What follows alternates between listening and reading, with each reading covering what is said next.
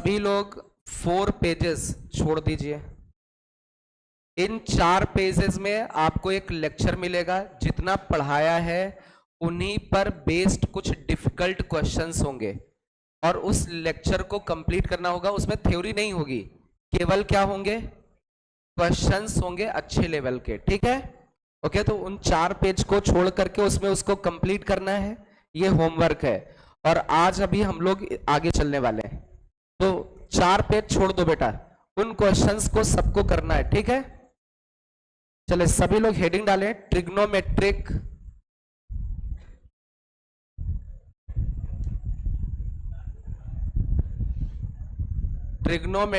Equation on कर दीजिए भैया। ट्रिग्नोमेट्रिक इक्वेशन, बेटा प्लीज बातें नहीं, सभी बच्चे हेडिंग डालें, ट्रिग्नोमेट्रिक इक्वेशंस।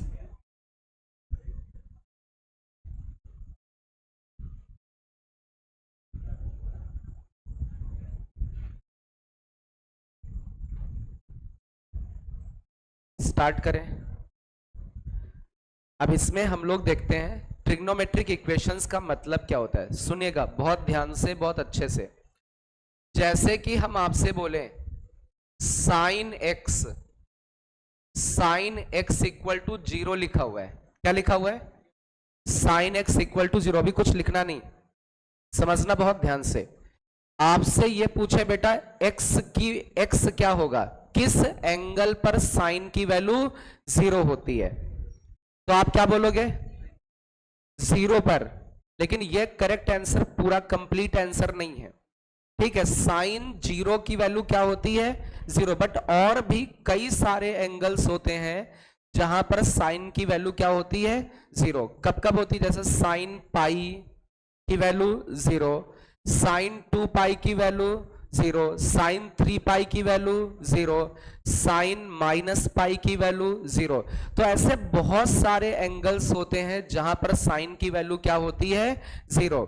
तो अभी आप लोग क्या करते हैं, जैसे आपसे बोला जाए साइन की वैल्यू, साइन थीटा की वैल्यू 1/2 लिखी हुई है, तो थीटा कितना, 30, आप आंसर करोगे 30।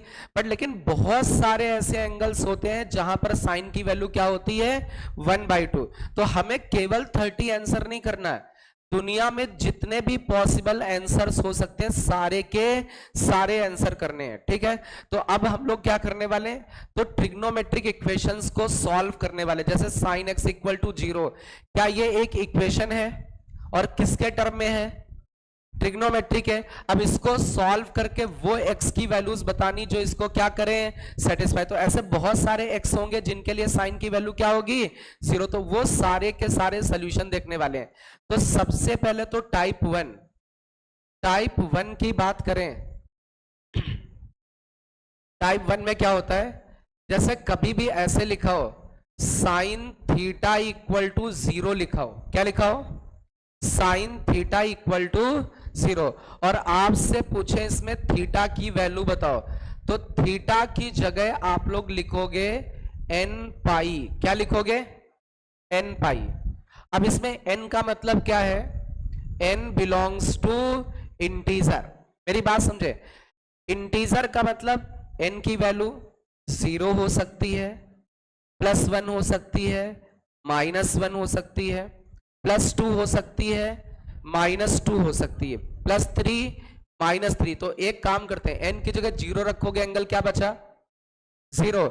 साइन 0 की वैल्यू, अच्छा n की जगह 1 रखोगे, एंगल पाई, साइन पाई की वैल्यू 0। n की जगह 2 रखोगे, साइन 2 पाई, n की जगह 3 रखोगे, साइन 3 पाई। तो इसमें जितने भी एंगल्स आएंगे उन सभी एंगल्स पर साइन की वैल्यू 0 होगी। सिमिलरली कॉस कब 0 होता है, किस एंगल पर कॉस 0 होता है, तो आप लोग वैसे तो 90 बोलते हो π/2, बट अभी आप लोगों को क्या बोलना है, 2n+1 π/2 बोलना है, where n belongs to integer. अब मेरी बात समझे, जैसे n की जगह 0 रखोगे, 0 रख के देखो, 0 × 2 +1, 1 × पाई बाई टू। तो थीटा की वैल्यू क्या बनी? थीटा की वैल्यू पाई बाई टू बनी, मतलब कॉस पाई बाई टू की वैल्यू 0। अच्छा n की जगह 1 रखो, 1 रखने पर 3 पाई बाई टू, तो कॉस 3 पाई बाई टू भी 0। 2 रख के देखो 5 पाई बाई टू, तो कॉस 5 पाई बाई टू की वैल्यू भी क्या होगी? 0। ऐसे बहुत सारे एंगल आएंगे, तो दुनिया के वो सारे एंगल्स लिखे जिन पे कॉस की वैल्यू क्या है? 0। चलिए tan के पास आते हैं। tan की वैल्यू 0 कब होती है? Theta equal to n pi पर, where n belongs to integer. अब मेरी बात समझो बेटा, जैसे हम लोग कहते हैं 0 का भाई n पाई होता है, 0 का भाई n पाई, और पाई बाई 2 का भाई 2n प्लस 1 पाई बाई 2। ऐसा थोड़ा याद रखना है। 0 की जगह क्या लिख दें? एंगल 0 हो तो उसकी जगह n पाई, और एंगल पाई बाई 2 या 90 हो तो उसकी जगह 2n प्लस 1 पाई बाई 2। जैसे साइन 0 कब होता है? 10th तक आपने क्या याद किया? साइन 0 किस एंगल पर? तो अब 0 ना बोल करके क्या बोलेंगे? n पाई। अच्छा cos 0 कब होता है? किस एंगल पर? 90। 90 का मतलब पाई बाई 2 पर, तो 90 ना बोल करके क्या बोलेंगे? 2n plus 1 pi by 2। tan 0 कब होता है? 0 पर। अरे tan 0 की वैल्यू 0, तो 0 ना बोल करके 0 के प्लेस पे क्या बोलते हैं? n पाई। समझ में आया? अब इसको डायरेक्टली जनरल सोल्यूशन देना। साइन थीटा इक्वल टू 0, तो थीटा की value, cos theta equal to 0, तो थीटा की value 2n plus 1 pi by 2। tan theta की वैल्यू 0, तो थीटा की value n pi, where n belongs to integer. इतना note करें, इस पर बेस्ड कुछ क्वेश्चंस करते हैं।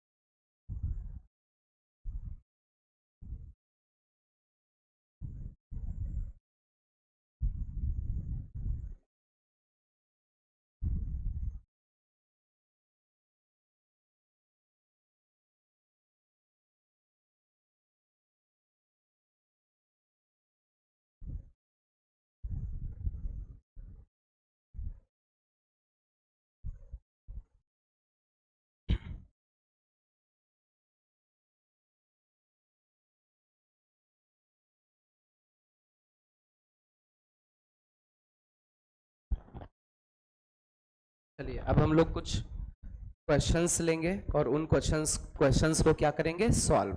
सबसे पहला क्वेश्चन है साइन 3x बाई 2। चलिए बहुत ध्यान से समझे, क्या लिखा हुआ है?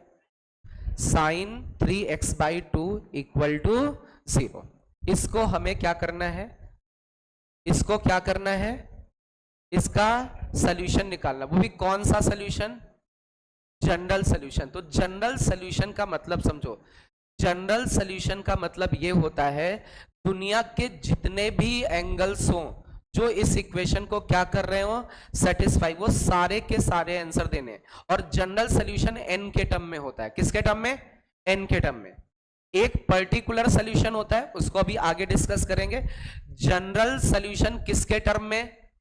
n के टर्म में। और उसमें होता क्या? दुनिया के जितने भी सॉल्यूशंस होंगे उसमें होंगे, मतलब कोई भी एंगल आपका छूटेगा नहीं। अब बहुत ध्यान से समझो बेटा, जैसे इस इक्वेशन को सॉल्व करना है, तो इसको सॉल्व करना तो इन तीनों में से किसी से मैच कर रहा है। किससे मैच कर रहा है? फर्स्ट वाले से। कैसा लिखा? साइन थीटा, थीटा की जगह 3x बाई 2। साइन थीटा की वैल्यू 0, तो थीटा की वैल्यू क्या लिखते हो? थीटा की जगह कौन है? 3x बाई 2, तो थीटा इक्वल टू n पाई। क्या ये बात सबको समझ में आ रही है? अरे साइन की वैल्यू 0 कब होती है? जब एंगल n पाई हो। अरे बोलो भाई, तो यहां से क्या x की वैल्यू निकाल सकते हो? ये 2 इधर क्रॉस मल्टीप्लाई 2n पाई, और ये 3 क्रॉस डिवाइड, तो बचा कितना? 2n pi upon 3, where n belongs to integer. n क्या होगा? इंटीजर। अब मेरी बात समझो बेटा, अब इसमें जैसे अभी हम लोगों ने कौन सा सोल्यूशन निकाला, जनरल सोल्यूशन। कभी कभी ये पर्टिकुलर सोल्यूशन भी पूछते हैं, ऐसा बोलते हैं फाइंड सोल्यूशन। आपको सोल्यूशन फाइंड करना है। इफ x बिलोंग्स टू 0 से पाई, ये बोलेंगे आपको सोल्यूशन फाइंड करना है, लेकिन वो सोल्यूशन किसके बीच में होना चाहिए, इसी क्वेश्चन में। तो अब हम लोग क्या करते हैं, ये कौन सा सोल्यूशन है, कौन सा, जनरल, मतलब दुनिया के जितने एंगल हैं सब इसमें हैं, लेकिन अभी हमें वो सोल्यूशन देना जो किसके बीच में, जब किसी के बीच में पूछा जाए तो वो सोल्यूशन पर्टिकुलर सोल्यूशन कहलाता है। कौन सा, पर्टिकुलर सोल्यूशन, पर्टिकुलर सोल्यूशन। अब मेरी बात समझना, अब निकालते हैं। अब कैसे इस इक्वेशन का सोल्यूशन 0 से पाई के बीच में दोगे। तो सबसे पहले वी नो दैट n क्या है, इंटीजर। n की जगह इंटीजर रखना, 0 रखें। n की जगह 0 रखने पर 0 इंटू दिस अपॉन 3 0। क्या 0 इसमें है, अरे बड़ा वाला ब्रैकेट लगा है तो 0 है, तो अपना x की वैल्यू क्या हो गई, 0। अच्छा 1 रख के बताओ क्या बनेगा, 2 पाई बाई 3। अरे n की जगह 1 रखो, क्या बना 2 पाई बाई 3। क्या 2 पाई बाई 3 इसमें है, अरे ऑब्वियस है 2 पाई बाई 3 पाई से छोटा है ना, तो इसमें है 2 पाई बाई 3 भी सोल्यूशन में है। अच्छा इसके आगे 0 रखा था तो 0 मिला, 1 रखने पर 2 पाई बाई 3, 2 रखने पर 4 पाई बाई 3। क्या पाई से बड़ा है, इसके बाहर हो जा रहा है, मतलब उसको आंसर में नहीं लेना है। अच्छा अभी तो इंटीजर्स में 0 रखा तो आंसर मिल गया, 1 रखा मिल गया, 2 रखने पर बाहर हो गया, और 3 रखने पर और बाहर। इसका मतलब ये वैल्यूज रखनी नहीं है। अच्छा 0 के उधर वाली वैल्यूज भी तो रख सकते हैं, -1 रखने पर नेगेटिव, अरे -1 रखने पर ये निगेटिव हो जाएगा, और निगेटिव भी सोल्यूशन में देना नहीं है। तो अब IIT JEE आपके कंपटीशन, कोई भी कंपटीशन हो, वहां पर कभी भी वो कौन सा सोल्यूशन नहीं पूछते हैं, पता वो क्या कहते हैं, कहते हैं इस इक्वेशन के कितने सोल्यूशन होंगे। x की वैल्यू भी नहीं पूछेंगे, कहेंगे नंबर ऑफ सॉल्यूशंस, और किस इंटरवल में, 0 से पाई। इस इक्वेशन के 0 से पाई के बीच में कितने सॉल्यूशंस होंगे, कितने number of solution, 2 number of solutions. क्या नहीं पूछेंगे, x की वैल्यू नहीं पूछेंगे। x की वैल्यू क्यों नहीं पूछेंगे, क्योंकि आप समझदार हो, x उठाओगे पटक दोगे और सेटिस्फाई कर गया तो सोल्यूशन हो गया। आपने क्या किया, x की जगह 0 रखा, 0 इंटू 3 बाई 2 0 साइन 0 0 हो गया, सेटिस्फाई कर रहा है। x की जगह 2 पाई बाई 3 रखोगे, यहाँ 2 पाई बाई 3 रखोगे, 2 से 2 कटा, 3 से 3, क्या बचा पाई। साइन पाई की वैल्यू क्या होती है, 0। तो ये x की वैल्यूज तो सीधे सीधे इनको सेटिस्फाई कर रहे हैं। तो कभी ऑप्शन में क्या नहीं लिखा होगा, x की वैल्यू नहीं लिखी होगी। क्या पूछते हैं, पूछते हैं नंबर ऑफ सॉल्यूशंस बताओ किसी इंटरवल में, या फिर ये पूछते हैं इस इंटरवल में जितने सॉल्यूशन आए हैं उनका सम बताओ। तो ये जो सॉल्यूशंस हैं इनका क्या कर दें, सम, जोड़ोगे क्या बचेगा, 2 पाई बाई 3। ये बात समझ में आई। क्या जनरल सॉल्यूशन भी नहीं पूछते, वो क्या नहीं पूछते, बहुत रेयर होगा कि जनरल पूछे, वो जनरल सॉल्यूशन भी नहीं पूछेंगे। इतनी बात नोट करें अच्छे से। अच्छा जनरल सॉल्यूशन किसके टर्म में, n के, पर्टिकुलर सॉल्यूशन किसी इंटरवल में। आई बात समझ में।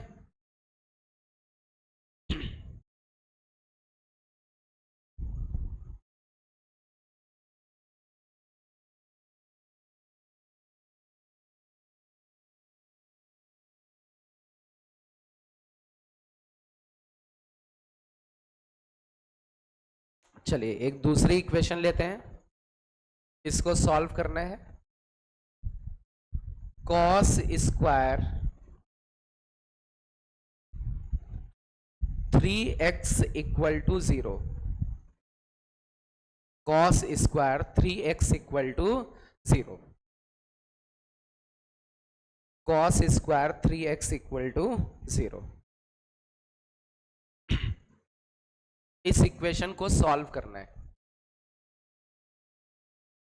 इसका जनरल सॉल्यूशन निकालना है। Find general solution of this equation.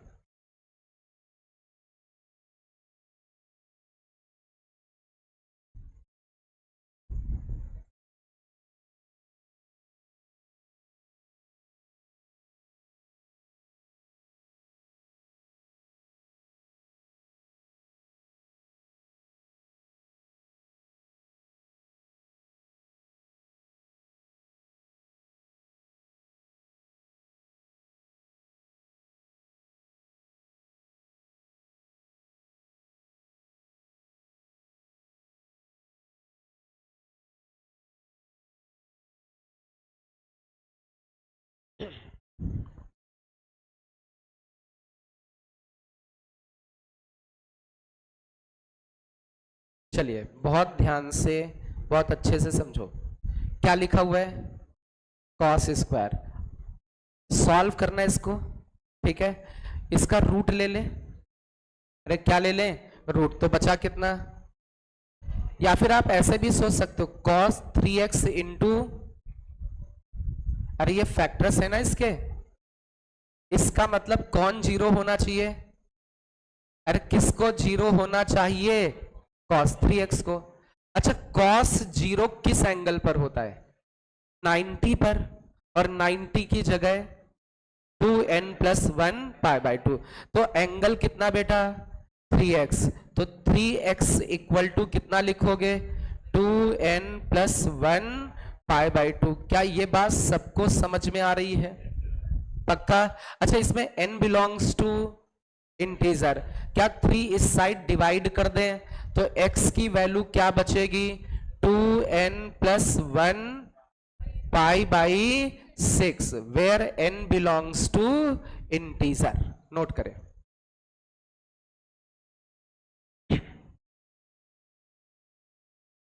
चलिए एक और क्वेश्चन लेते हैं, इसको सॉल्व करना है।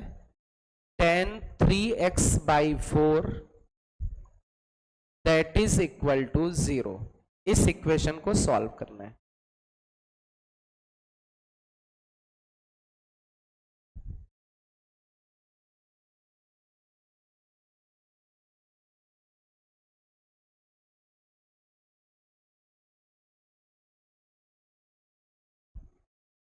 आप लोगों के क्लास में से मैं 10 बच्चे सेलेक्ट करूंगा। कितने बच्चे, कितने बच्चे सेलेक्ट करूंगा 10 स्टूडेंट, ठीक है। वो 10 बच्चे, जैसे मैंने कुछ बोला थे 20 बच्चे साथ कुछ बोले थे, या एडवांस का पेपर होगा कुछ बोला था, अरे एक पेपर बोला था जो क्वालिफाई करेंगे अच्छी रैंक होगी, है ना। तो अभी बहुत ही जल्द आपके कुछ बच्चे सेलेक्ट करने वाला हूं जो अच्छे लेवल के हैं, ठीक है, जिनके पास दिमाग है, मेहनत कर रहे हैं, अच्छे अच्छे क्वेश्चन सॉल्व कर रहे हैं, जो जेईई एडवांस क्वालिफाई कर सकते हैं या अच्छा कंपटीशन निकाल सकते हैं। तो उनको एक बुकलेट मिलेगी, क्या मिलेगी, अलग से एक बुकलेट मिलेगी। और जो इस लेवल पे नहीं पहुंच रहा, अच्छी परफॉर्मेंस नहीं कर रहा, वो अच्छी परफॉर्मेंस करे और वो उसके लिए एलिजिबल हो जाए, उसको भी बुकलेट मिल जाएगी, ठीक है। आ रही बात में, पहले तो अपना लेवल भी तो इंक्रीज करो, मेहनत करो, रिजल्ट ला के दिखाओ। अब आता ना जाता बुकलेट लिए, अब उसमें कुछ समझ नहीं आ रहा, तुम भी परेशान और टीचर भी परेशान।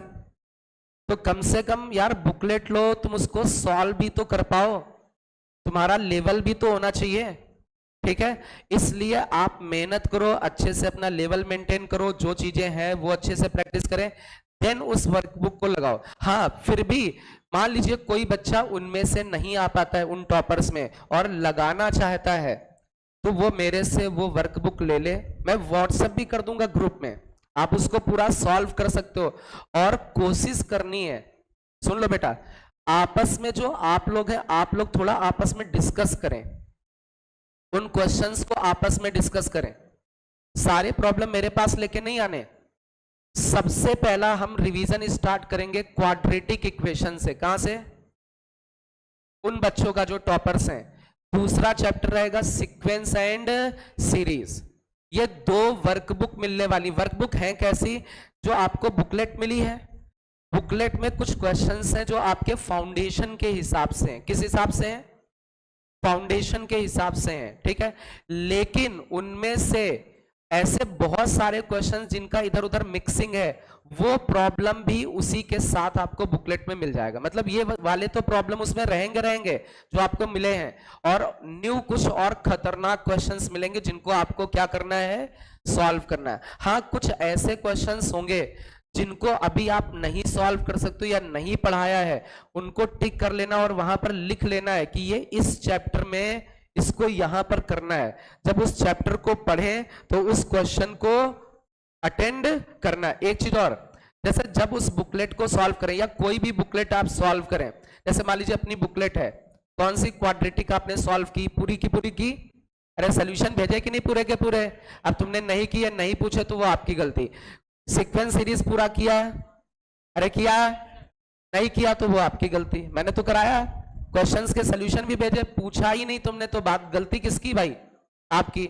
अब उसमें आपको क्या करना था, जब आप लगा रहे थे कुछ ऐसे क्वेश्चंस रहे होंगे जो आपको बहुत आसान और इजीली निकल आए होंगे, तो उनको रिवाइज भी करने की जरूरत नहीं है। लेकिन कुछ ऐसे रहे होंगे जिनमें आपने दिमाग लगाया होगा, या कुछ ऐसे रहे होंगे जो आपको नहीं आए होंगे, उनको टिक करना है रिवीजन के लिए।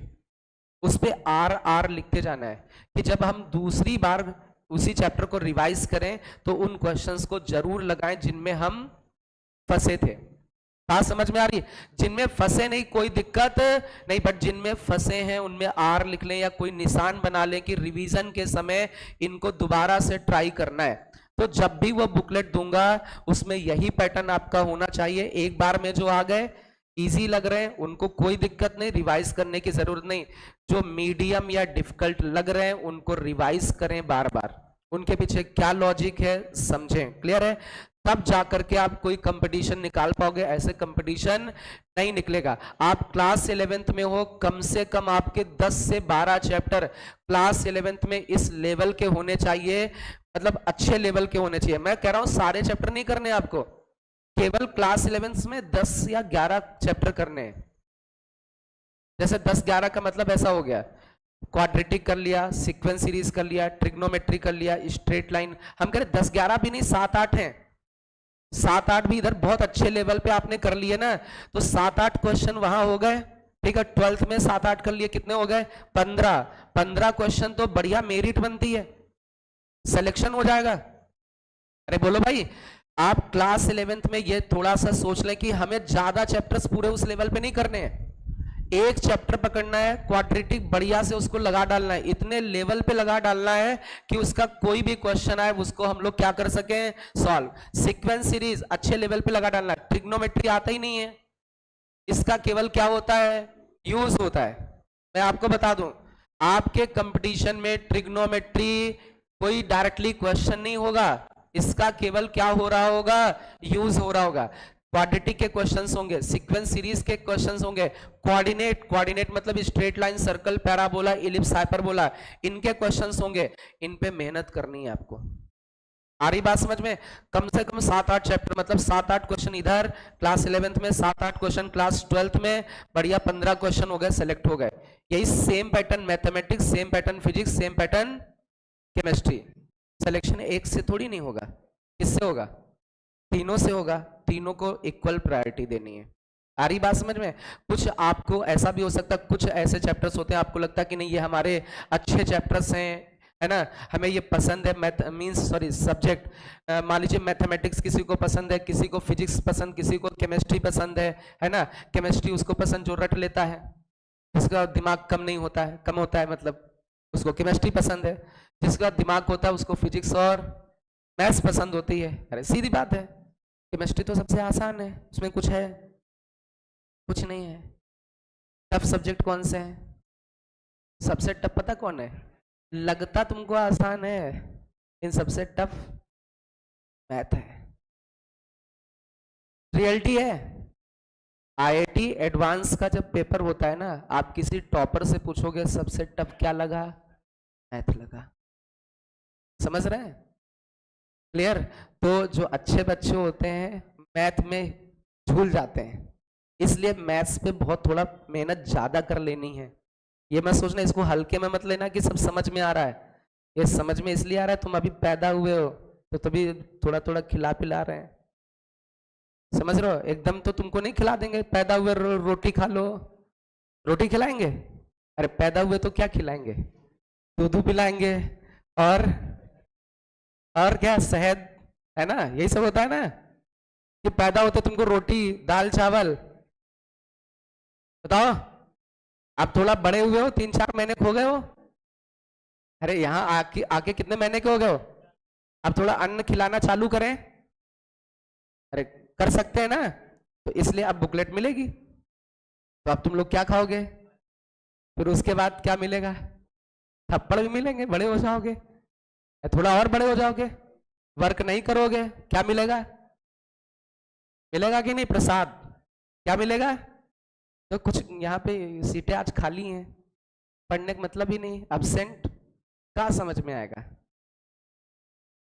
एब्सेंट मारोगे एक क्लास तो कहाँ से कुछ हो ही नहीं सकता। तो यार देखो, अब मैं अच्छे बच्चों को, बेचारे जो कमजोर, जिनको कुछ आता ही नहीं, उनको क्या खिलाए हम, है ना? तो कम से कम जो अच्छे बच्चे हैं, अच्छी मेहनत कर रहे हैं, अच्छे क्वेश्चंस लगा रहे हैं, जिनके पास दिमाग है, हम उनको अच्छा मटेरियल दे दें, वो अच्छे क्वेश्चंस लगाएं, हमसे क्या करें, डिस्कस करें। ठीक है, आ रही बात समझ में? क्लियर? तो ये अब वर्क चालू करना है आप लोगों को। चलिए इस वाले को सॉल्व कर सकते हैं। tan की वैल्यू 0 कब, किस एंगल पर, n पाई, एंगल कितना लिखा है, 3x/4 इक्वल टू n पाई, तो x की value 4n pi upon 3, where n belongs to integer. पक्का? चलिए नोट कर लो भाई इसको।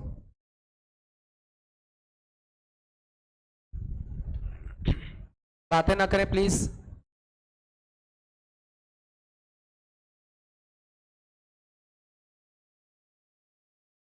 होगा बेटा, दिक्कत है, इधर बैठ जाओ, उधर बेटा, उधर शिफ्ट हो जाओ, दिक्कत दिख नहीं रहा है, वहां नहीं दिख रहा है, इधर बैठ जाओ आके, इधर बेटा, उधर शिफ्ट हो जाओ बेटिया, शिफ्ट हो जाओ उधर, सब भाई लोग ही हैं और कोई थोड़ी नहीं, जाओ उधर बैठो, जाओ।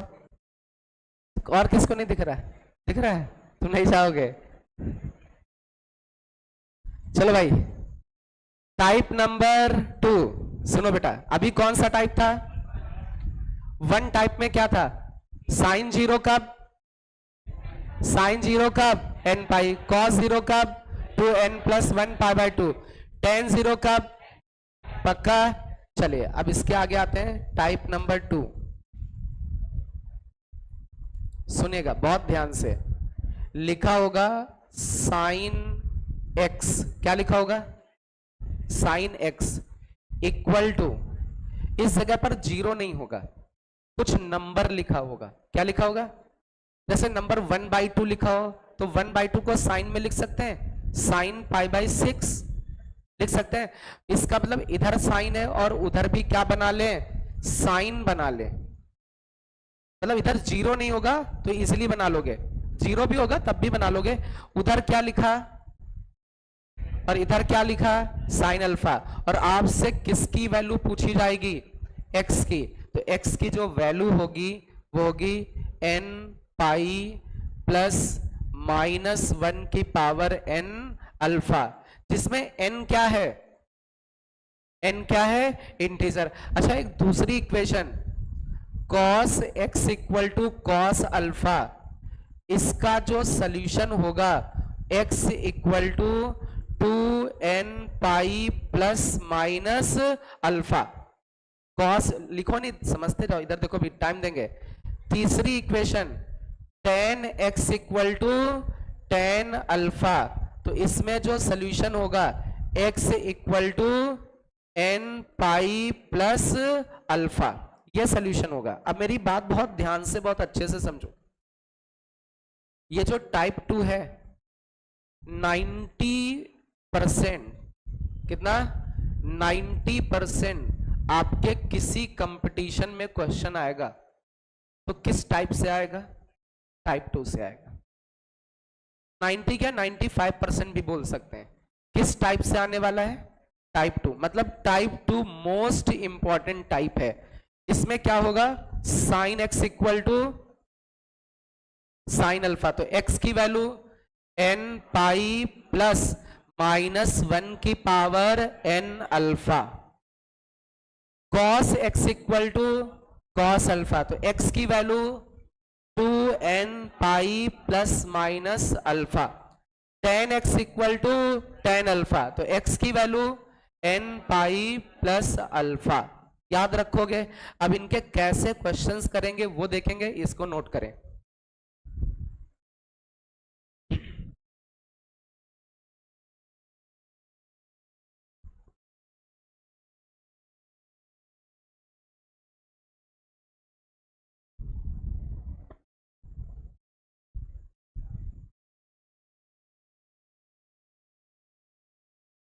चलिए इस इक्वेशन को सॉल्व करना है। सॉल्व दिस इक्वेशन, इस इक्वेशन को क्या करना है, सॉल्व।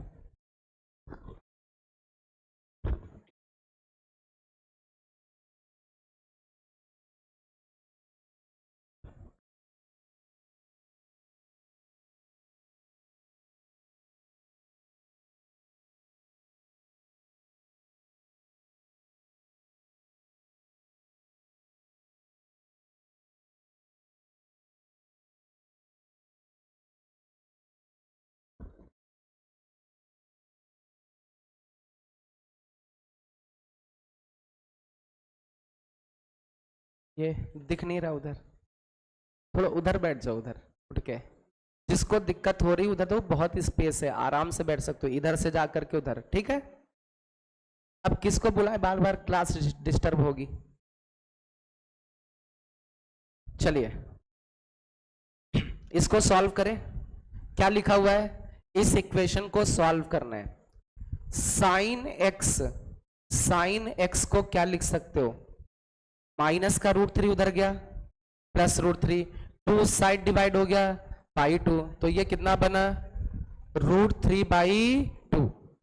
अब मेरी बात समझो बेटा, इसके सॉल्यूशन निकालने हैं। साइन एक्स इक्वल टू, सुनना बेटा, जैसे आपसे पूछा जाता है साइन एक्स की वैल्यू कितनी, √3/2, तो किस एंगल पर, 60 पर।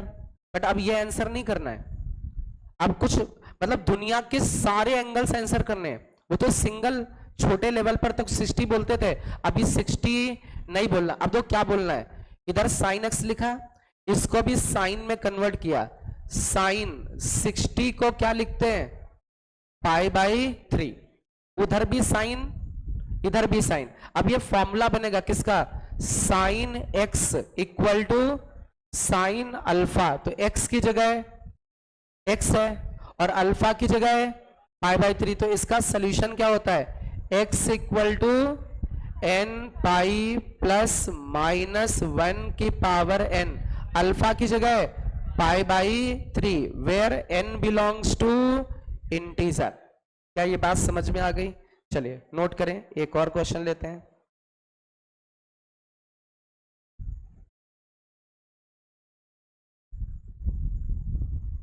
cos 3x equal to minus का 1/2, cos 3x इक्वल टू -1/2।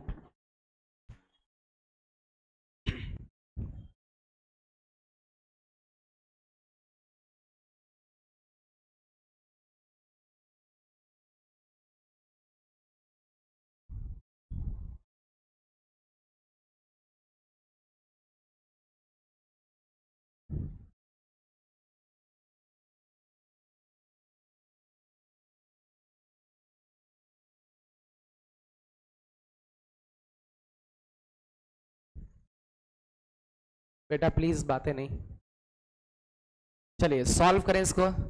अब इधर सुनो बेटा, cos की वैल्यू 0 तो लिखी नहीं है, ये 0 लिखा होता तो क्या लिख देते, 2n + 1 π/2, बट यहाँ 0 नहीं है, कुछ नॉन जीरो है, तो एक काम करें, इसको किस में कन्वर्ट कर ले, cos में। अच्छा cos की वैल्यू 1/2 कब होती है, माइनस तो छोड़ो, तो 1/2 कब होती है, 60 पर। cos 60 की वैल्यू 1/3, 60 का मतलब रेडियन में π/3, cos π/3 की वैल्यू क्या होती है, 1/2। लेकिन मुझे लिखना कितना है, -1/2। अच्छा, फर्स्ट क्वाड्रेंट में कॉस पॉजिटिव, सेकेंड में, इसका मतलब इसको किस क्वाड्रेंट में लिखना है? किस क्वाड्रेंट में? सेकेंड क्वाड्रेंट में। अब सेकेंड क्वाड्रेंट में कॉस की वैल्यू -1/2 किस एंगल पर होगी? किस एंगल पर? कॉस। किस क्वाड्रेंट में लिखना है? किसमें? सेकेंड में। अब सुनो बेटा, सेकेंड में कैसे लिखते हैं? पाई माइनस, अरे 180 से कम होगा ना, तो पाई माइनस, अब 1/2 कब? 1/2 कब होता है?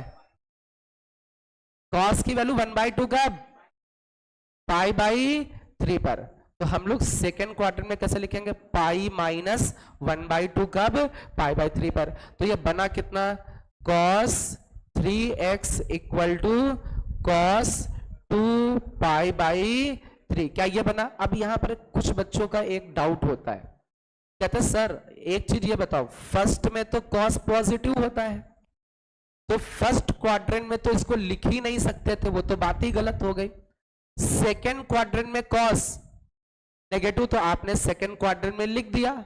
अब एक चीज ये बताओ सर, थर्ड क्वाड्रेंट में भी तो cos नेगेटिव होता है, तो आपने यहां एंगल थर्ड क्वाड्रेंट वाला क्यों नहीं लिया? ले सकते हैं? अरे बोलो, अब मुझे कैसे पता कि सेकेंड क्वाड्रेंट वाला एंगल लिखना, थर्ड वाला नहीं लिखना? अरे थर्ड में भी तो cos की वैल्यू -1/2 होगी, और थर्ड क्वाड्रेंट में लिखना तो कैसे लिखोगे? पाई प्लस, अरे 180 से बड़ा, पाई प्लस 1/2 का π/3 पर। सुनो, आप चाहे सेकेंड में लिखें चाहे थर्ड में, आंसर सेम आएगा। आंसर सेम मतलब दिखेगा नहीं, किसी ना किसी n के लिए रिजल्ट सेम होगा। आपकी मर्जी, सेकेंड क्वाड्रेंट में लिखो या थर्ड, आंसर करेक्ट है, वो सही आंसर है। तो हमने किस में लिखा? क्यों लिखा सेकेंड में? cos नेगेटिव कहां? सेकेंड में। आप चाहे तो थर्ड वाला लिख सकते हैं, गलती नहीं है। चलो अब देखो बेटा, ये कैसा दिख रहा है? cos x equal to cos alpha के जैसा, x की जगह कौन? 3x, और अल्फा की जगह कौन? 2π/3। तो इसका सोल्यूशन कितना होता है? cos x equal to cos alpha का, x बराबर, x की जगह कौन है बेटा? 3x, x बराबर 2n pi plus minus alpha की जगह 2π/3। किसकी वैल्यू चाहिए? x की। तो 3 इधर डिवाइड करें तो x बराबर क्या लिखोगे? 2n π/3 प्लस माइनस ये 3 इधर डिवाइड होगा 2π/9, where n belongs to integer. Note करें बेटा।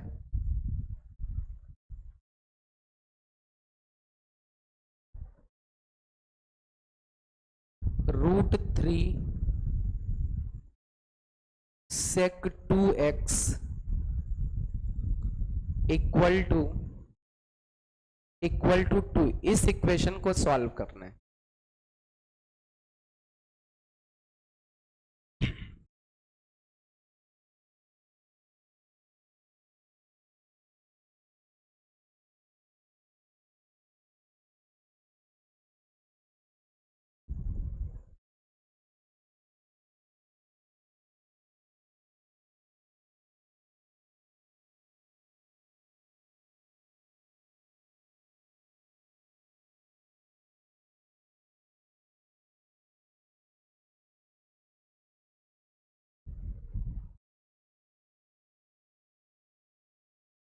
सबसे पहली बात ये नोट हो गया बेटा।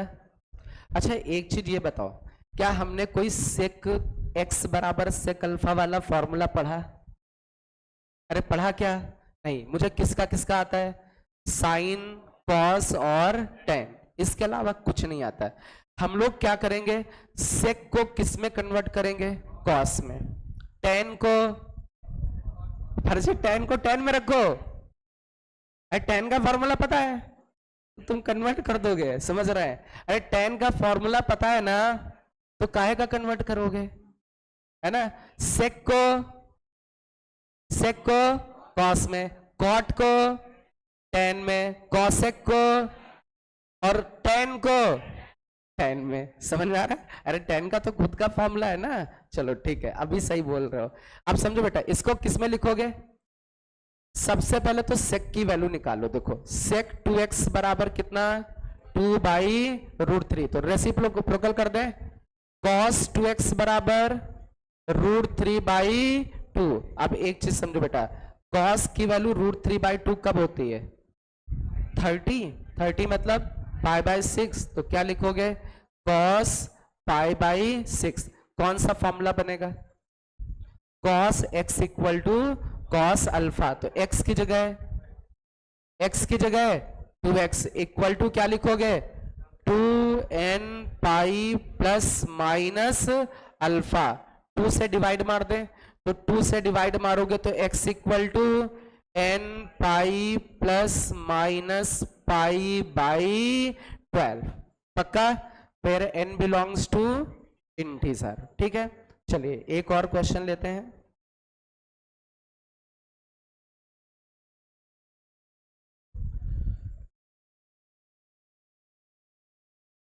tan 3x equal to -1। tan 3x equal to -1।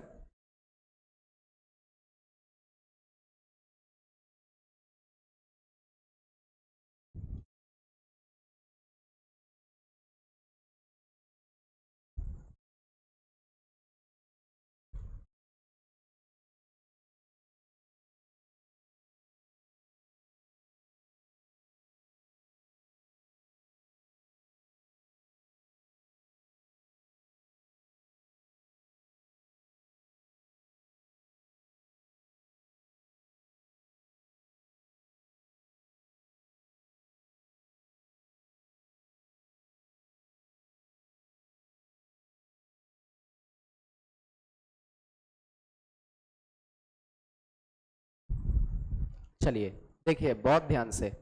सबसे पहली बात, tan का फॉर्मूला पता है?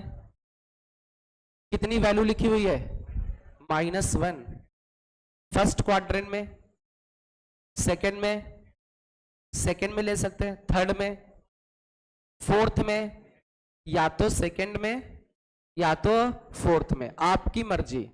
चाहो तो सेकंड में लिख लो, चाहो तो फोर्थ में लिख लो। बताओ किस में लिख दें? सेकंड में लिख दें। चलो सेकंड में क्या लिखते हो? पाई माइनस 180 से कम करोगे तो इधर लिखा tan 3x। इसको लिखोगे tan पाई -1 कब होता है? 45 मतलब π/4 पर। तो अब ये कितना आ गया? tan 3x equal to tan 3π/4। किसी को कोई दिक्कत? x की जगह 3x, अल्फा की जगह 3π/4। tan का फॉर्मूला क्या होता है? x इक्वल टू, अरे बोलो भाई, n पाई प्लस अल्फा। किसी को कोई डाउट? तो x इक्वल टू कितना आ जाएगा? n π/3। और इधर आगे क्या बचेगा? Plus π/4, where n belongs to integer. ठीक है। अच्छा यार ऐसा भी लिख सकते थे, माइनस का π/4। फोर्थ क्वाड्रेंट में -π/4 नहीं लिख सकते हैं? तो यहाँ -π/4 लिखते, तो यहाँ पर -π/4, वो भी करेक्ट है। अलग अलग n के लिए सेम रिजल्ट देगा। ओके, ये बात समझ में आ रही? चलिए अब हम लोग थोड़ा अच्छे लेवल पे, थोड़ा हल्का हल्का आगे बढ़ेंगे, है ना? ठीक है, थोड़ा सा इससे ऊपर लेवल पे चलते हैं। चलिए पहला क्वेश्चन, आपको इस इक्वेशन को सॉल्व करना है। sin x plus sin 3x plus का sin 5x that is equal to 0, इसको सॉल्व करना है।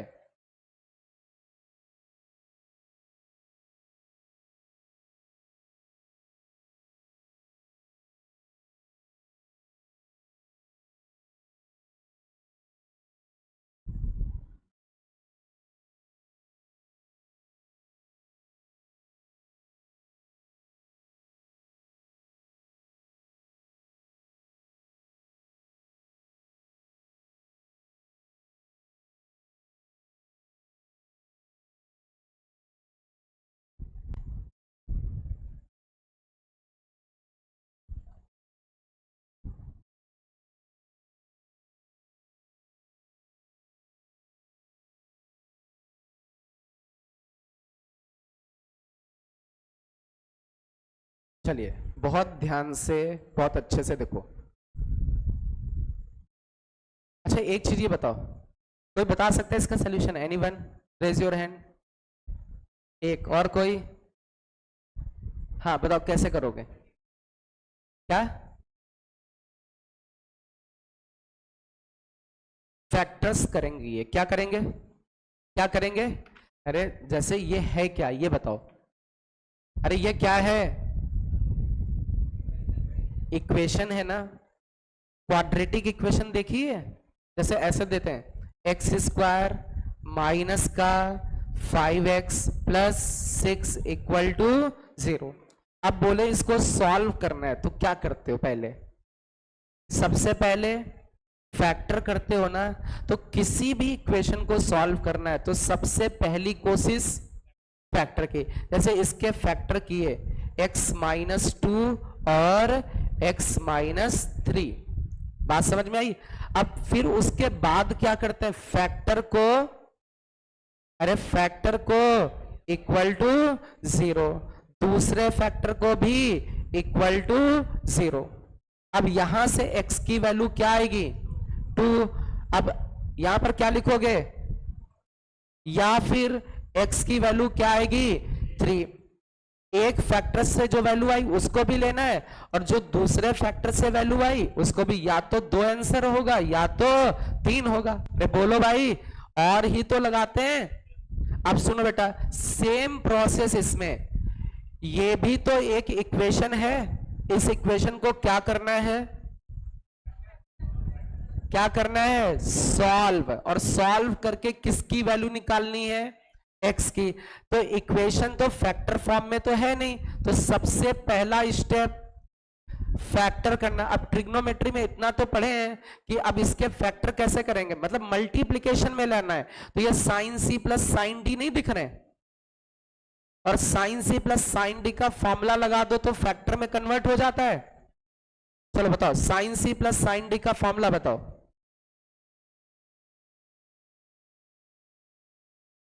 गलत बात है? बताओ, पढ़ाई किसको करनी है? किसको करनी? आपको करनी। फॉर्मूला किसको याद करना है? रिवाइज किसको करना है? डाउट किसको पूछने? नहीं पूछोगे, नहीं बताओगे तो हम कहां से बेटा आपको कैसे सेलेक्ट करा दें? बैठो, हाँ बताओ बेटा।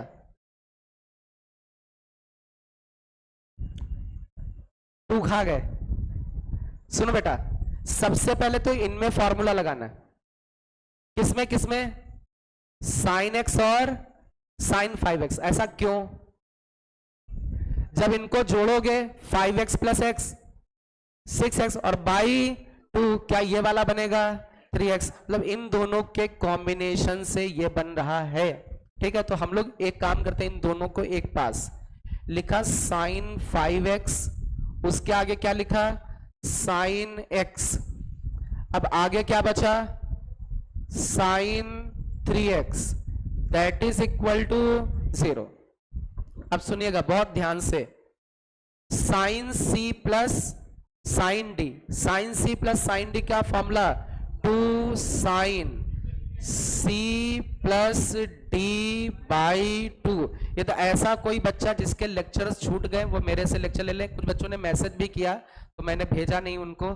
तुम लोग अब्सेंट बहुत मारते हो, मैं भेज दूंगा बट अब्सेंट मत किया करो। यदि ट्रिग्नोमेट्री का कोई लेक्चर छूटा है तो आप मुझसे लेक्चर्स ले लें, कंप्लीट कर लें, जिससे कि समझने में दिक्कत ना हो। क्या फॉर्मूला बना? 2 sine c plus D by 2 into cos c minus d by 2।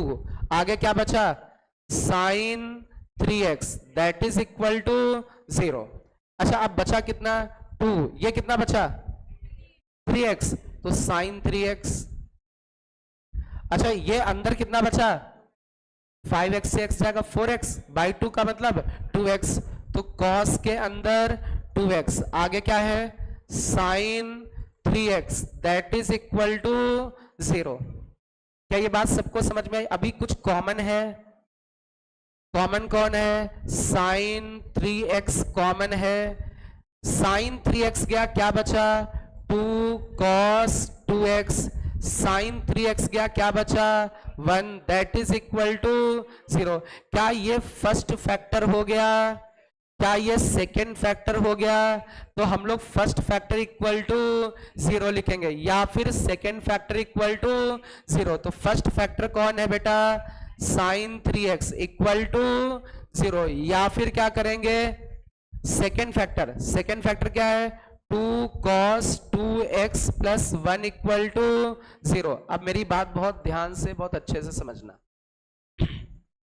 Sign की वैल्यू 0 कब, n पाई, तो ये जो आपका एंगल आ जाएगा वो किसके इक्वल आ जाएगा, अरे बोलो भाई n पाई, तो x की वैल्यू कितनी n पाई बाई 3, या फिर और भी सोल्यूशन हो सकते हैं ना, यहां से cos 2x इक्वल टू -1/2, ऐसा किया था क्या? cos की वैल्यू नेगेटिव किस क्वाड्रेंट में, सेकंड में, अरे यही लगभग किया था। तो लिखा हमने cos 2x और cos सेकेंड क्वार्टर में क्या लिखोगे पाई -1/2 कब होता है, किस पर होता है π/3। तो ये अंदर लिखा एक्चुअल में क्या है 2π/3। तो cos x equal to cos alpha, तो x बराबर, अरे बोलो भाई 2n पाई प्लस माइनस, ये अल्फा कितना बेटा 2π/3, क्या 2 चला जाएगा, तो x बराबर क्या बचेगा n पाई प्लस माइनस π/3। या तो ये सोल्यूशन है या फिर ये सोल्यूशन है। समझ में आया, नोट करो। अब एक क्वेश्चन और देते हैं।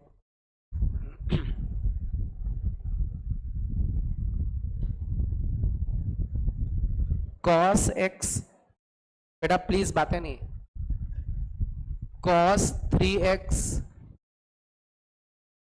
माइनस का 2 cos 2x इक्वल टू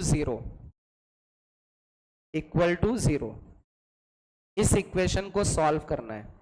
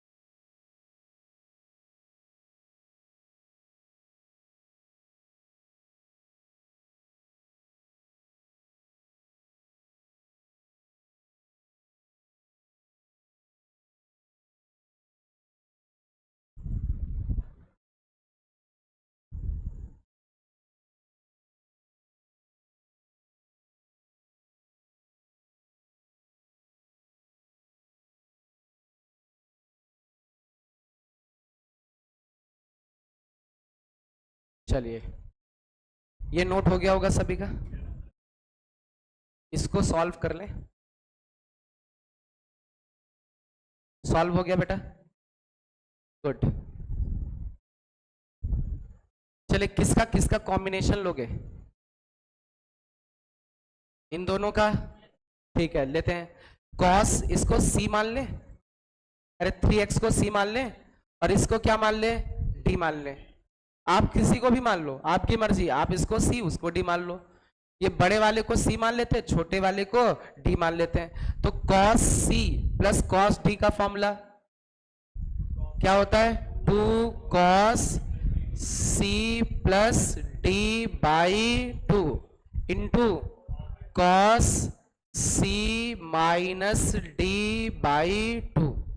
आगे क्या लिखा हुआ है माइनस का 2 cos 2x इक्वल टू 0। अब बहुत ध्यान से देखो, 2 लिखा है, cos लिखा, ये कितना बचा 2x, आगे क्या बचा, cos x, आगे क्या बचा, माइनस का 2 cos 2x। अभी कुछ कॉमन मिल रहा है क्या, क्या कॉमन मिल रहा है, cos 2x, cos 2x, 2 भी कॉमन है। यहां पर क्या बचा, cos x, आगे क्या बचा, -1 इक्वल टू 0। तो एक फैक्टर तो ये हो गया, दूसरा फैक्टर ये हो गया। तो हम लोग क्या करेंगे, cos 2x को 0 करेंगे। cos की वैल्यू 0 कब, किस एंगल पर, 2n + 1 π/2 पर। तो यहां से x निकालोगे कितना आएगा, 2n + 1 π/4। अब ये मैं सोचना, ये 2 लिखा तो 2 यहां पर लिखा होता तो उधर डिवाइड नहीं हो जाएगा, रहेगा तो 0 ही। अच्छा इसको देखो, ये क्या लिखा है, cos x = 1। अब 1 कब होता है cos, अरे बोलो भाई, कब होता है, अरे cos 0 1, cos 0 1। तो cos x = cos अल्फा। तो x = 2n पाई ± अल्फा। तो ये बचा कितना, x = 2n पाई।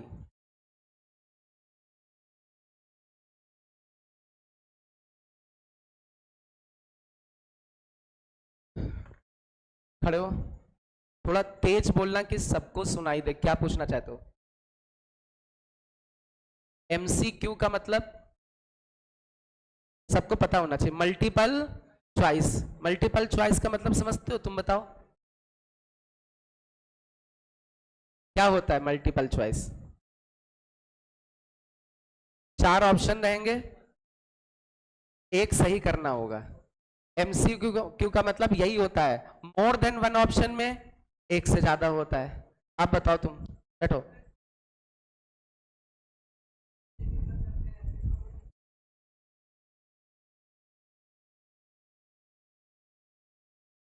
हाँ, कभी कभी ये आंसर्स नहीं दिए होंगे तो हम लोग पता क्या करते हैं, वैसे उनको यही जनरल तो लिखते ही नहीं। मैंने क्या बोला, ऑप्शन में ज्यादातर क्या नहीं होता है, जनरल नहीं होता है, कंपटीशन वगैरह में। वो कौन से लेते हैं, पर्टिकुलर सोल्यूशन।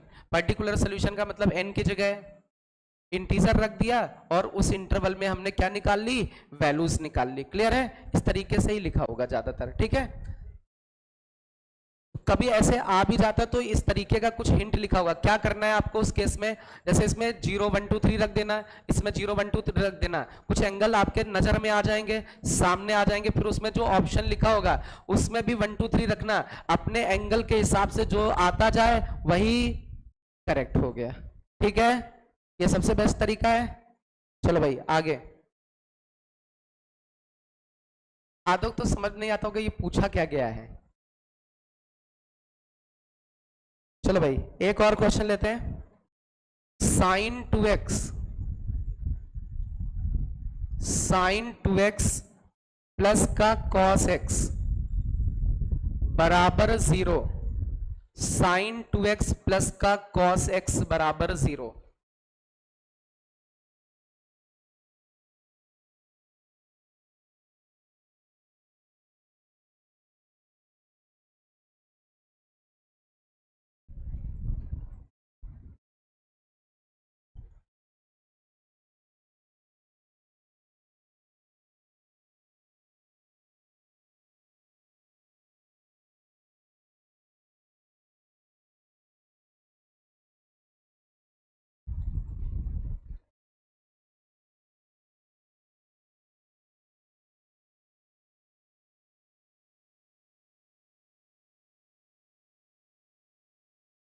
आपस में बिल्कुल भी डिस्कस ना करें।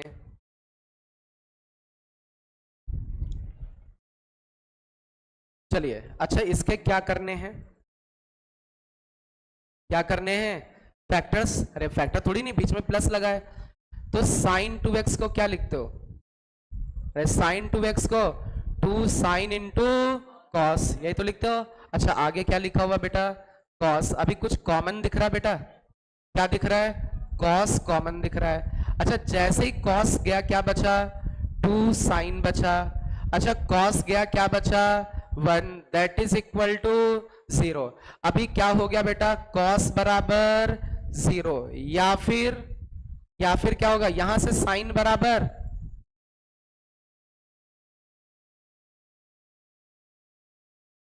बराबर अरे प्लस का 1 उधर जाएगा, -1/2। अच्छा कॉस 0 कब होता है, कॉस 0 कब होता है, 2n+1 π/2 पर होता है। इतनी बात सबको आ रही समझ में। अच्छा यहां से देखो, साइन, इधर साइन x है, इधर क्या लिख दें, फर्स्ट क्वाड्रेंट में साइन, सेकेंड में पॉजिटिव, थर्ड में, फोर्थ में, या तो ये थर्ड में लिखोगे या फोर्थ में, किस में लिखना चाहे तो, थर्ड में लिखना चाहे तो पक्का। थर्ड में क्या लिखोगे, π+1/2 कब होता है, π/6 पर, π+π/6 7π/6, मतलब यहां पर लिखोगे साइन 7π/6। और जो फोर्थ में लिखना चाहेगा वो क्या लिखेगा, माइनस में लिख देना। कैसे, साइन के अंदर माइनस का π/6, नहीं समझे, अरे -30 बोल दिया ना, +30 फर्स्ट क्वाड्रेंट में तो -30 फोर्थ में, फोर्थ वाले में साइन नेगेटिव होता है। तो आपकी मर्जी, आपने थर्ड में बोला, मैंने थर्ड में क्या लिखा, 7π/6। ओके, तो यहां से क्या आ जाएगा, x = n पाई प्लस -1 की पावर n, अल्फा की जगह 7π/6।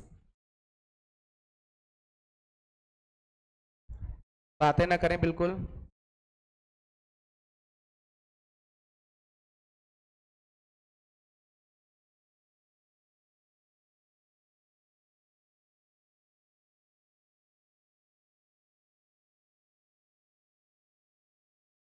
चलिए एक और क्वेश्चन है, साइन 3x प्लस का cos 2x इक्वल टू में 0, इसको सॉल्व करना है।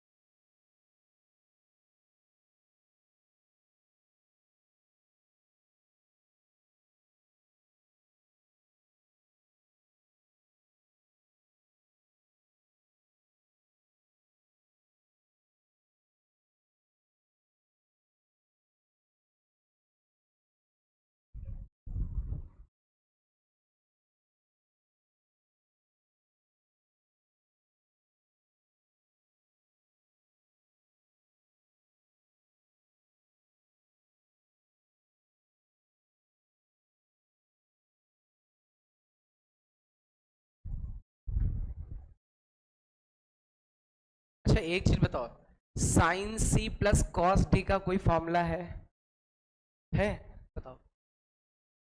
हाँ, नहीं है।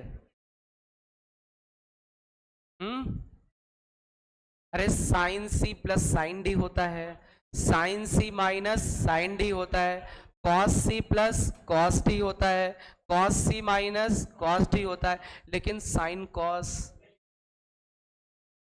तुम लोग कुछ बच्चे तो लगा दिए होंगे, जोड़ ओड़ दिए होंगे, जोड़ दिया होगा, कुछ बच्चों ने लगा दिया होगा फॉर्मूला।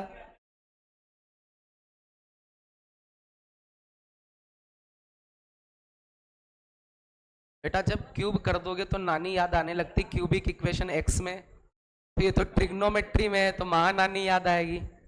अरे अच्छा, जैसे आपको क्यूबिक इक्वेशन दे दें तो थोड़ा डर नहीं लगता यार, दो कितना गंदा हिट एंड ट्रायल टाइप का है ना, वो तो एक्स में क्यूबिक में डर जाते हैं। अब यहाँ किस में है, इसमें ट्रिग्नोमेट्री में क्यूबिक जल्दी नहीं बनाना है ना, ठीक है, नहीं तो कौन याद आएगा, नानी नहीं, परनानी है ना, कौन सी, परनानी है ना। तो क्यूबिक बनाने से बचें।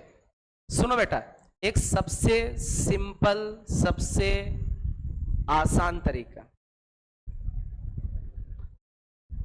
कोई बताएगा? अच्छा, कोई कुछ हिंट देना चाहता है, कुछ इसमें कोई डिस्कस करना चाहता है?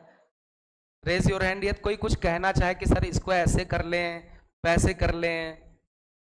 कोई प्राणी, अगल बगल मस्ती नहीं करनी है, नहीं तो पिट जाओगे। कोई बच्चा कहना चाहे कुछ अपनी बात, रेज योर हैंड। कोई बात नहीं करना चाहे तो चलो, कोई दिक्कत नहीं। इधर सुनो बेटा, साइन x प्लस 2x, वो फिर गंदा हो जाएगा, और दो पार्ट और हो जाएंगे उसमें, है ना। एक तो अभी एक है, तुम साइन x प्लस 2x का मतलब साइन a प्लस बी का फॉर्मूला लगाओगे, दो टर्म और मिल जाएंगे प्लस में। हम तो कोशिश कर रहे हैं फैक्टर हो जाए, तुम और ज्यादा टर्म दिए दे रहे हो। अरे बोलो।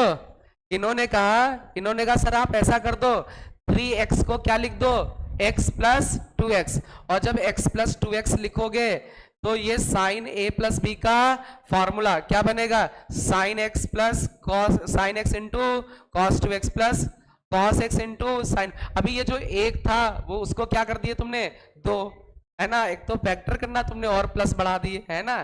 तो तुम यार तो उल्टा बोल रहे हो यार। चलो सुनो, सब छोड़ो, इधर देखो, ये कौन है, ये कौन है, ये कौन है, कौन है, cos 2x। ये कौन है, उधर भेज दें, उधर भेज दें, भेजा। किसी को कोई दिक्कत, किसी को कोई दिक्कत? अच्छा, हमें फॉर्मूला आता है cos x equal to cos alpha, तो इधर क्या होना चाहिए, cos अल्फा। अरे बोलो भाई। तो अब एक काम करते हैं, इसको किस में चेंज करें, किसमें, कॉस में। कैसे चेंज कर सकते हैं, एक चीज ये बताओ, जैसे ये लिखा है cos pi by 2 plus theta, ये लिखा हुआ है, क्या लिखा हुआ है, पाई बाई 2 का मतलब 90, 90 में कुछ जुड़ा, कौन सा क्वाड्रेंट, सेकेंड। 90 से बड़ा हो गया ना, 90 में कुछ जोड़ दे, सेकेंड क्वाड्रेंट में कॉस कैसा आंसर देता है, कैसा, माइनस में देगा, और पाई बाई 2 के साथ कॉस किस में चेंज हो जाता है, साइन में। इसका मतलब माइनस साइन थीटा को क्या लिखा जा सकता है, cos pi by 2 plus theta लिखा जा सकता है। अरे माइनस साइन थीटा को cos pi by 2 plus theta, तो इधर लिखते हैं माइनस साइन थीटा को cos pi by 2 plus theta लिखा जा सकता है। अब इधर क्या बना, कॉस एक्स, एक्स की जगह 2x equal to cos alpha की जगह पाई बाई 2 प्लस 3x। तो फॉर्मूला क्या होता है, x equal to 2n pi plus minus alpha की जगह कौन है, पाई बाई 2 प्लस का 3x। अब एक काम करिएगा, क्योंकि मुझे किसकी वैल्यू चाहिए, x की, तो एक बार यहां प्लस ले लेना। जब प्लस साइन लोगे तो एक रिजल्ट आएगा, क्या रिजल्ट आएगा, इधर 2x लिखा, इधर 2n पाई लिखा, प्लस साइन लोगे तो ये प्लस का पाई बाई 2 आएगा, और प्लस साइन लेने पर ये प्लस का 3x आएगा। अरे आएगा कि नहीं, और प्लस का 3x उधर चला जाएगा, 2x से 3x गया, माइनस का x बचेगा, क्या समझो भाई, 3x इधर गया, माइनस का x बचा, इधर क्या बचा, 2n पाई प्लस माइनस से मल्टीप्लाई, क्या x की वैल्यू आ गई, अरे बोलो भाई। अच्छा इधर एक और केस बनेगा ना इसमें, अरे प्लस वाला लिया तो ये आंसर है, और माइनस साइन लोगे तो क्या लिखोगे, 2x equal to 2n pi, 2n pi, minus sine लिया क्या लिखोगे, पाई बाई 2 माइनस का 3x, माइनस 3x उधर जाएगा प्लस हो जाएगा, तो कितना बचा 5x, इधर क्या बचा 2n पाई माइनस का पाई बाई 2, पक्का। तो यहां से x की वैल्यू कितनी आ गई 2n पाई बाई 5 माइनस का pi upon 10, where n belongs to integer. Note करें, समझ में आया। जब कुछ ना हो तो साइन उधर ले जाओ, कॉस कॉस में बना दो।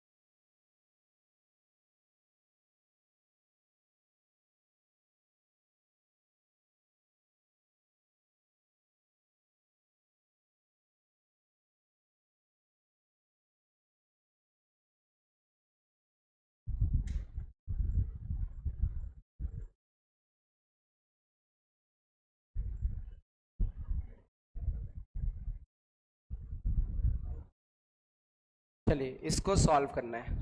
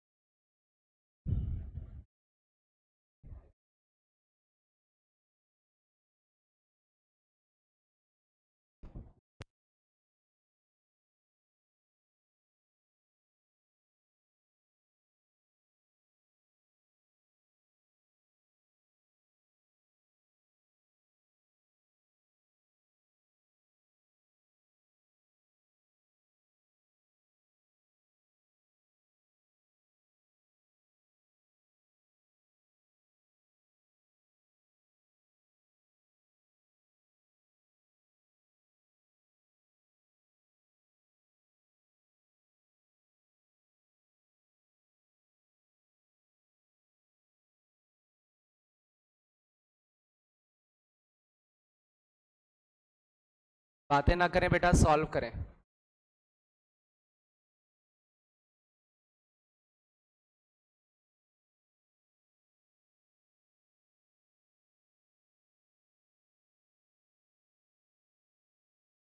चलिए थोड़ा सा हिंट देता हूं।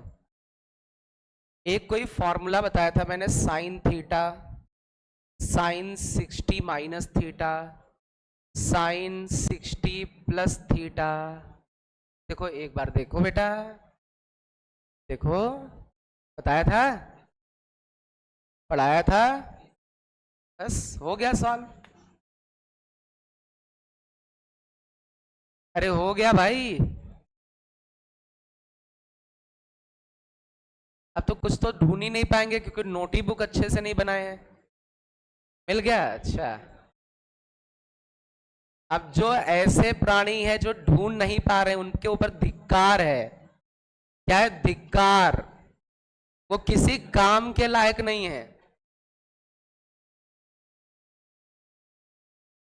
जो अच्छे से अपनी नोट्स में ये ना देख पाए कहां पर sine theta, sine 60 minus theta, sine 60 plus theta पढ़ाया गया है, उनको ना मिले तो कितनी बढ़िया नोट्स बनाई होगी।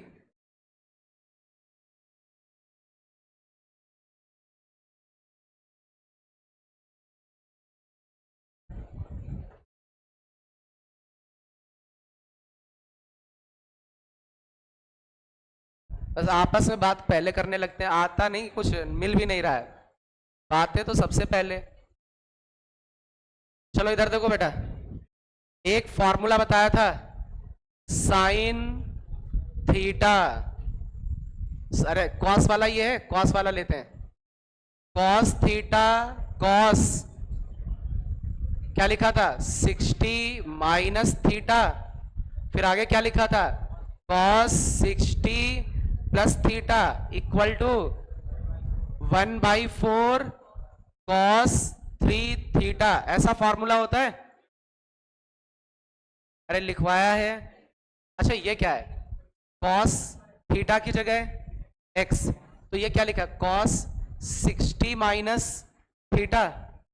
अरे π/3 का मतलब 60, कॉस 60 माइनस थीटा, तो ये क्या है कॉस 60 प्लस थीटा। तो cos theta, cos 60 minus theta, cos 60 plus theta मिल करके क्या बना 1/4 कॉस 3 थीटा की जगह एक्स इक्वल टू में क्या लिखा है 4 से 4 चला गया, कॉस 3x इक्वल टू, अच्छा 1 कब होता है कॉस, अरे 1 कब होता है, अरे 4 से 4 चला गया है, 1 कब होता है 0 पर, तो इधर क्या लिखोगे कॉस 0 पक्का, cos x equal to cos alpha, तो x बराबर 2n pi plus minus alpha, तो x बराबर 2n पाई बाई 3। क्या ये बात समझ में आई? अच्छा where n belongs to integer, but मेरी बात समझे, इन्होंने क्या लिखा जो भी x होगा वो 0 से लेकर के 6 पाई तक होगा, तो इंटीजर रखते हैं, n की जगह 0 रखने पर 0 मिला, n की जगह 0 रखने पर 0, क्या इसमें है, अरे बड़ा वाला लगा ना 0 पर तो लेना है। अच्छा 1 रखने पर 2 π/3, क्या 2 π/3 6 पाई से छोटा है, अच्छा फिर 1 रखा, अभी 2 रखो, कितना बनेगा 4 π/3 भी छोटा है, चले इसके बाद 3 रखिए, क्या बनेगा 2 पाई भी छोटा है, चलिए 4 रखिए, 8 π/3 भी छोटा है क्या, देखते जाना, 5 रखिए, 10 π/3 भी छोटा है क्या, अच्छा 6 रखिए, 4 पाई भी छोटा है क्या, 7 रखिए, कितना बना 14 π/3, ये भी छोटा है, अच्छा 8 रखिए, कितना 16 π/3, 9 रखिए, कितना 9 रखोगे तो 6 पाई आएगा, कितना आएगा 6 पाई, 6 पाई को लोगे, हाँ बड़ा वाला है, अब इसके आगे रखोगे तो आगे चले जाओगे और नहीं लेने। जैसे इसमें ये पूछा जाता कितने नंबर ऑफ सोल्यूशन होंगे, इसके number of solution 1 2 3 4 5 6 7 8 9 10 number of solutions होंगे, बट इन्होंने पूछा क्या है, सम पूछा है, तो इन सबको जोड़ दीजिए, हैं? काय का बड़ा हो जाएगा, ऊपर 3 से मल्टीप्लाई, कितना बना 6, ऊपर 3 से मल्टीप्लाई 12 पाई बाय 3, अरे सब जगह 3 3 बना लो, यहां पर 3 से ऊपर मल्टीप्लाई कितना, ये क्या हुआ,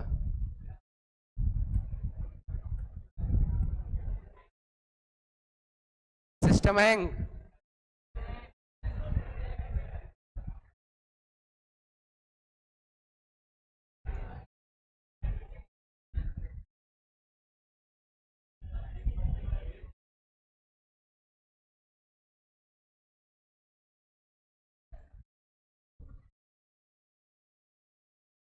ज्यादा फास्ट हो गया था, है ना,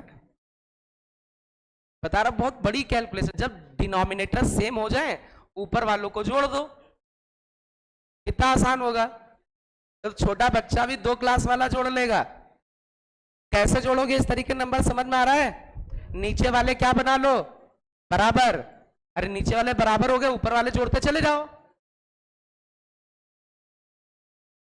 ये क्या हुआ है, इस साला, अभी थोड़ी देर पहले हम हैंग हो गए थे, है ना, अभी ये हैंग हो रहा है,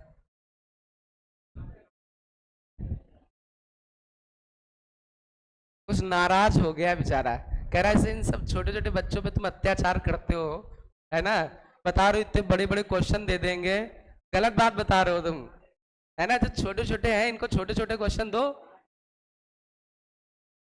अभी भी नहीं आया यार,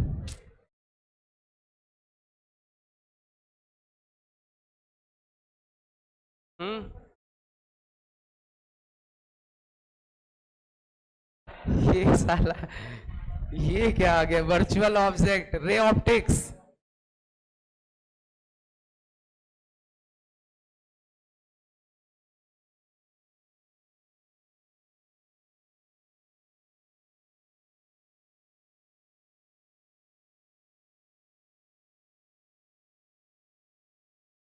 आ गया, चलो अब यहां पर क्या बनेगा, 3 से मल्टीप्लाई करोगे 18 पाई बाई 3, इसको जोड़ने का कोई मतलब ही नहीं, वो तो ऐसे ही जुड़ा है, 2 पाई 4 पाई, अरे यहां भी चेंज करना पड़ेगा, ये कितना बनेगा 6 पाई बाई 3, ये कितना 12 पाई बाई 3, जोड़ दो भाई, ऊपर ऊपर वाले जोड़ लो, नीचे तो 3 आएगा, सम इज 30 पाई बाई 3, ऊपर 90, अच्छा 30 पाई, बस पक्का, बस, चलो भाई एक और क्वेश्चन,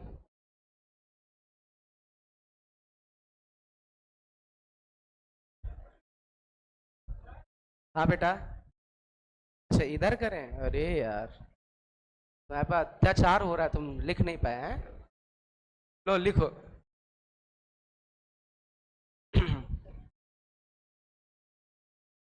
अब कुछ ऐसे प्राणी हैं जब आपस में बात कर रहे हैं उनका क्या होगा, साला चपरासी की नौकरी भी नहीं मिलेगी उन लोग, सही बता रहे हैं, जब तुम कंसंट्रेट इधर नहीं करोगे, आगे चल के जब तुम्हारा टाइम आएगा तो जनसंख्या और ज्यादा होगी, है ना, होगी कि नहीं, तो नौकरी में और दिक्कत होगी, तुम लोग क्या करोगे, पढ़ के भी, है ना, क्या करोगे, टीचिंग, टीचिंग लाइन बहुत मेहनत करनी पड़ती है, हाँ हर जगह मेहनत करनी पड़ती है, टीचिंग लाइन का मतलब, मेहनत का मतलब कामयाब होने के लिए बहुत मेहनत करनी पड़ती है, एकदम से कामयाबी नहीं मिलती है, ऐसे बहुत सारे अपने इंडिया में टीचर होंगे जिनको बहुत अच्छा आता होगा, लेकिन वो सक्सेस, सीधी बात है, जब फिजिक्स वाला में कौन पढ़ाता है, अलग पांडे, उसको नॉलेज है? पता वो क्या पढ़ाता था? नीट की केमिस्ट्री। क्या पढ़ाता था? नीट की केमिस्ट्री। फिर उसने क्या स्टार्ट किया? फिजिक्स। क्या स्टार्ट किया? जिसमें थोड़ा जादू दिखा सके, एक्टिंग कर सके। उसी से बच्चे क्या हुए? अट्रैक्ट। कौन से? बोर्ड वाले। कौन से वाले? आप जब बोर्ड वाले अट्रैक्ट हुए तो वो भी भाई टीचर है, तो फिर धीरे धीरे किस पे गया? अच्छे अच्छे क्वेश्चन कराया। लग गया लॉकडाउन तो केवल एक टीचर ऑनलाइन में। कौन? और कोई था ही नहीं, तो उसी सब देख रहे हैं 1-2 हजार रुपए में मार सब्सक्रिप्शन लेके, है ना? समझ रहे हो?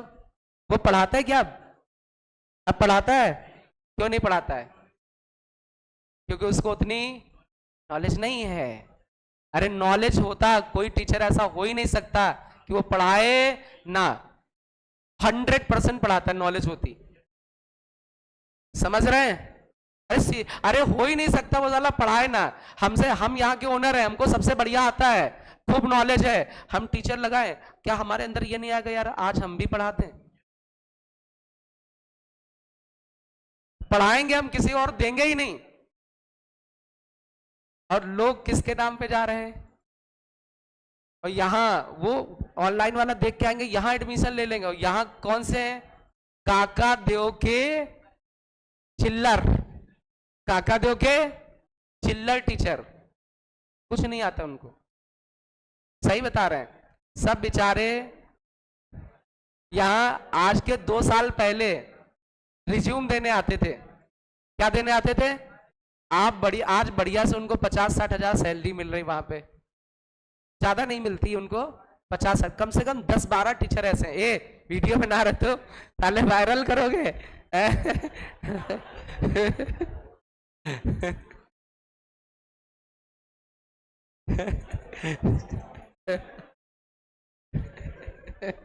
चलो भाई, हो गया। आज इतने ही रखे, वायरल कर देना तुम, कोई कुछ नहीं कर पाएगा, ठीक है? कोई कुछ नहीं कर पाएगा। चलो।